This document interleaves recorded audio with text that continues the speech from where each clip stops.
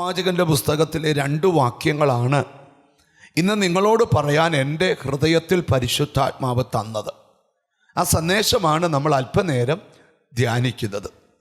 57-ാം അധ്യായം യെശയ്യാ പ്രവാചകന്റെ പുസ്തകം 18-19 വാക്യങ്ങളാണ് ധ്യാനിക്കാൻ പോകുന്നത്.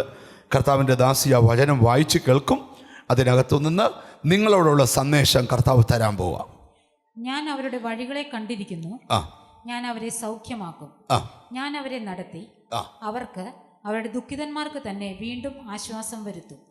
ഞാൻ അധരങ്ങളുടെ ഫലം സൃഷ്ടിക്കും, ദൂരസ്ഥനും സമീപസ്ഥനും സമാധാനം എന്നും ഞാൻ അവരെ സൗഖ്യമാക്കുമെന്നും യഹോവ അരുളി ചെയ്യുന്നു. സർവശക്തനായ ദൈവം തന്നെ ജനത്തോട് സംസാരിക്കുന്ന 2 വചനങ്ങളാണ് നമ്മളിന്ന് വായിച്ചു കേട്ടത്.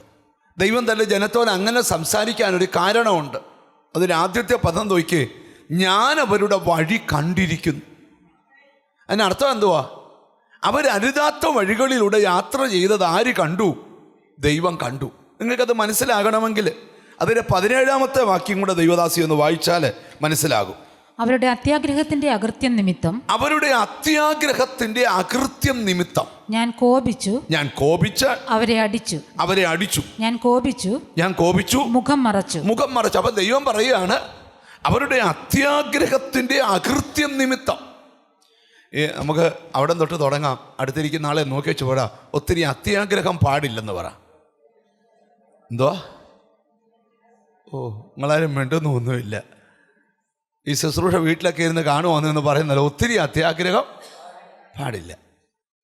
ഉണ്ണാനും ഉടുക്കാനും ഒക്കെ ഉണ്ടെങ്കിൽ അതങ്ങ് മതിയെന്ന് വെക്കണം. ദൈവം തരുന്ന അനുഗ്രഹം ഒന്നും കളയണമെന്നല്ല ഞാൻ പറഞ്ഞത്.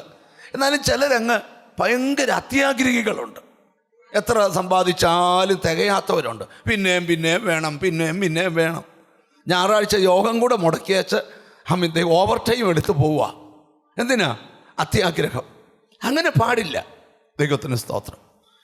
കാരണം നമ്മൾ ഒന്നുമില്ലാത്തവരായിട്ടായി ഭൂമിയിൽ വന്നത്. പോകുമ്പോഴോ പറ സ്തോത്രം. എത്ര മില്യനും എത്ര ബില്യനും ഒക്കെ നിങ്ങൾക്കുണ്ടെങ്കിലും പോകുന്ന സമയത്ത് ഒന്നും കൊണ്ടുപോകാൻ പറ്റുകയില്ല. കാരണം ഒന്നുമില്ലാത്തവരായിട്ട് വന്ന് ഇപ്പോൾ എനിക്ക് പറയാം, എനിക്ക് എറണാകുളത്ത് ഫ്ലാറ്റുണ്ട്. ഞാൻ കൊച്ചിയിലല്ലേ ഇപ്പോൾ പ്രസംഗിക്കുന്നത്. കൊച്ചി എനിക്ക് ഫ്ലാറ്റുണ്ട്, മരടി ഫ്ലാറ്റുണ്ട്. ചാവുമ്പോൾ ഇതെല്ലാം കൂടെ മിണ്ടുന്നില്ല. ചിലർ കോടിക്കണക്കിന് രൂപ ഇട്ടിട്ട് 1 പൈസയും ചെലവാക്കാത്ത ആൾക്കാരുണ്ട്. സ്തോത്രം. അങ്ങനെയൊന്നും നിങ്ങൾ ചെയ്യരുത്. അത്യാഗ്രഹം പാടില്ല. ദൈവം അത് ആവശ്യത്തിന് തരും. നിങ്ങൾക്ക് എന്തുവാ? ആവശ്യത്തിന് തരും. സ്തോത്രം. അപ്പൊ ഇവിടെ എഴുതിയിരിക്കുന്ന ഭാഗം ശ്രദ്ധിച്ച്, അവരുടെ അകത്ത് അത്യാഗ്രഹം കയറി കഴിഞ്ഞപ്പോൾ ദൈവം അവരെ അടിച്ചു, ദൈവം അവരോട് കോപിച്ചു, ദൈവം മുഖം മറച്ചിരുന്നു. എന്നിട്ട് അപ്പൊ എന്ത് സംഭവിച്ചെന്ന് കേട്ടോ? എന്നാറേ അവർ തിരിഞ്ഞ് തങ്ങൾക്ക് തോന്നിയ വഴിയിൽ.